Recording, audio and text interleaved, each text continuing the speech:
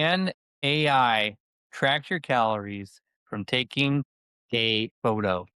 Hey everyone, Coach Seth here. We are going to talk about the good, the bad, and the ugly when it comes to AI and why it might be a good tool for you or it might be blowing smoke up your end. So, first question that we're going to be talking about is, can AI track your food? $1 million question, right? AI's been around, not going anywhere, folks. Some people love it, some people hate it. A lot of you abuse it and you're not using it to its full potential. Now, myself, I've worked with over 11,000 individuals. I try to find tools that are helpful.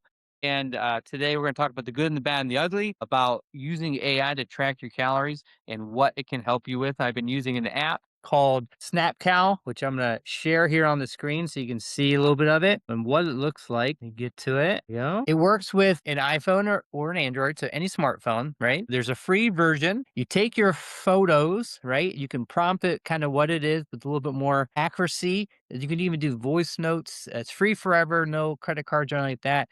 You can sign up for a program if you want. You're not obligated to do that. But one thing I've noticed is that there are some good things with it and there are some bad things with it. And that's what we're going to be talking about today. So, curious, are you using AI right now? If you are, in the comments below, say what you're using it for. And if you're using some kind of system to track your calories for your weight loss goals or fat loss goals or health and fitness goals, let me know what you're using there. So, what I wanted to know, the reason why I'm testing this out is I wanted to take a picture of my food and let me know if AI could count the calories and the macros, right? And so for me, finding something simple is what's going to work best for each person. My goal isn't to speak Chinese to you if you're not Chinese, right? What I wanted to focus on is, does this make tracking easier? Right? Is it kind of just an estimate and they kind of misjudge stuff? And are people just blindly trusting things that they don't know what's going on, right? And so that's what we're going to talk about today is we're going to start with the good, we're going to go to the bad, and we're going to head to the ugly, right? So first things first, right? What you don't track gets mismanaged. So when it comes to nutrition, it's usually the number one source of what people mess up on when it comes to their health and fitness goals. Listen, folks, I'm professional. I know what I'm talking about. If you don't track your nutrition, it doesn't matter what you're doing, right? If you've been following me for a while, you see how you can find pretty much anything to lose weight when it comes to nutrition, but you got to stick with it, right? And finding something that you can track with, right? Tracking is key. The good here, some good stuff, right? Does it make tracking easy? Yes. I don't know about you, but just taking a photo instead of writing things down and doing all that stuff is the simplest way to do it, right? Now you can have a list of foods and all that stuff and you can say you're following it. But one thing that's nice about this app is once you take the photo of it, it generates everything for you right away. So it's less places where a human needs to be, right? And more places where the system should sustain you, right? So your system is going to be great. It's going to allow you to get the things that you want. One thing that's nice about it as well is it does break it down into calories and macros, as well as some other things in there. If you want to know about your sugar, if you want to know about your fiber, and some other vitamins and minerals, which is great. I think, bird's eye view, just tracking that stuff is perfectly fine. If you do have a weight loss goal, you're probably going to hit it, right? But there are some things that you might want to go into a little bit more than that. And, that's a time for another tale, right? I'm not here to talk about that. So the best tracking app is the one that you use. So if you use MyFitnessPal and stuff like that, very similar. What this has, it does have the bar scan code that you can scan it and it will generate everything for you. And one thing that's nice about this is you can prompt it so that way if you want a very specific thing and it comes up generic, you can change that, right? So the first thing I've noticed with the bad, right? The bad here is right away, even though it's tracking it, the first thing, if you don't know what you're doing, you don't know your portion size, it's going to be an estimate, right? So I'm going to put like a kind of in the middle here, just an estimate, which I mean, can't spell today. It's just an estimate. So if you need something more precise, definitely knowing your portions, knowing how you're measuring stuff, that's key. If you're someone that eats the same things over and over again, tracking it the one time and just making sure you're eating that same amount every time is great, but you still need to review it.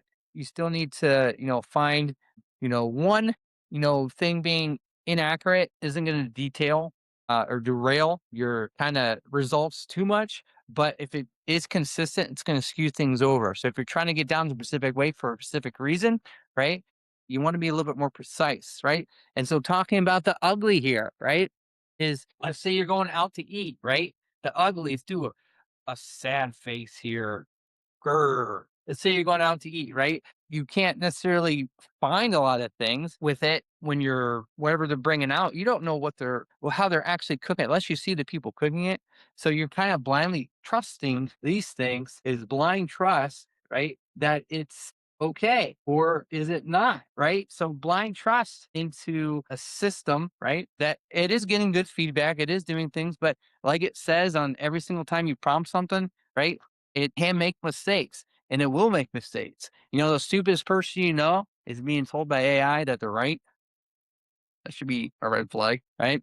So it's a good tool. Don't get me wrong, but it cannot replace, any professionals out there. It cannot replace anyone that has a good judgment call to make sure you're doing the right stuff, right? People may use the inaccurate estimates of stuff like this, right? And it's going to skew the results. So there is some good with it, right? It makes tracking easy. If you need to follow a simple system, this could be your goal, right? This could be the thing that helps. The bad is that it's can give you an estimate of everything that's happening, which can cause problems. If it's too much of an estimate, it's going to skew your results. If you're somebody that needs very precise things, this might not be the best thing for you. And if you're blindly trusting it, after a while, 1 week, 2 weeks, 3 weeks, 4 weeks, a month, 2 months, a half a year, if you're following the system, you don't know what's going on. The proof's in the pudding, right? What's not being tracked is being mismanaged. If it's being mismanaged, it's going to show you the data, but you're not going to know kind of where you need to change. So you're still in the corner, kind of scratching your head. So hopefully that made sense. If I were going to use AI, one of the first things I would do is use it to start tracking my nutrition. I think if you find a way to track your nutrition, you can change your body, you can change your health, you can do a lot of great things, right? Along with doctor recommendations and all these things that you need to continuously do, right? AI is a good tool, but it's not going to replace the things. We live in a system in a society right now where knowledge is everywhere. Problem with that is everyone has analysis paralysis. Just because you have more knowledge doesn't mean you're going to do more action. So if this is the one thing that gets you to do more action, great. If it prolongs the action, it's more just a distraction at that point. We don't need more distractions. We need reactions that help create the results that you want. So first thing with AI, can you track nutrition with your phone taking a photo? Yes and no, right? It is tracking it, but it's not doing it to the best results where it needs to be. Unless you know very precise of what you're eating, how you're prompting it, and all that stuff, there are going to be some issues. So finding a good system to verify this is key. So if you're someone that's on social media, right? Fact check. You got to fact check your stuff, right? I'm not just saying go to Wikipedia or even using AI for this. You need to find a good source to make sure that things you have in front of you are the right things, right?